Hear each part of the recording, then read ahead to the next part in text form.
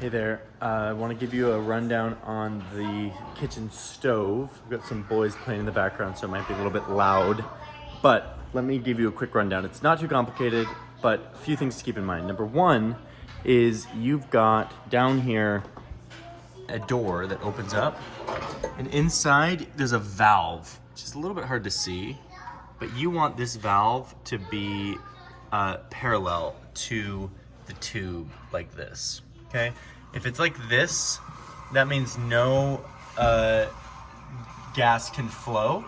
That's off. This is on. Okay, so that's gonna give propane to the whole thing. So up here, you've got a standard gas stove. It's just a little bit older than normal, so you wanna make sure to light it for a bit longer with your lighter. So I usually will come down here, get this thing going, and immediately light it up. And there it goes. Sometimes these ones around here don't go right away. You can either light them up yourself, or you can just kind of let them go to town. There you go. Okay, so that's easy. If you're gonna be lighting the stove, which is honestly fantastic, this stove is holds heat really nicely. First thing you need to do, this oven, I kept saying stove, oven, you want to turn the oven thing from the lever here from off to on, okay? You need to push that down in order to get it to work. And then, don't worry, there's no propane flowing when you do that. That just kind of activates it. Once you start turning this temperature, that's when propane will start. So you turn that and then you light down here and you wait, and there it goes.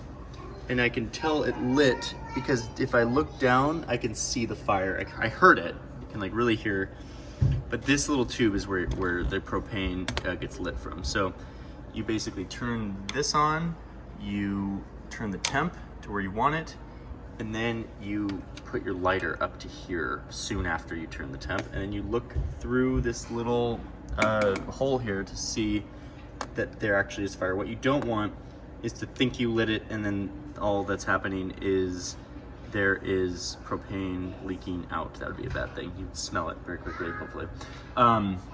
Okay, and then there's a little thermometer here that keeps the temp. And again, this thing does a pretty darn good job. In here we've got a few little like kind of trays and things that you can use, and then we've got some actual cookie sheets and stuff around the kitchen. So I'm gonna turn this off by bringing it back to 0 and turning that off right there. And there you have it. There's a broiler and a well. These are kind of old things that have no analog into what we know in modern ovens, and so I suggest not using them unless you know how. And there is a user manual that if you really want to learn how to use those, you can. They're interesting features, but you don't really need them in day-to-day cooking, or especially if you're here just cooking a few meals. So anyway, that is this wonderful stove and oven. I hope that makes sense, and enjoy your stay at the church.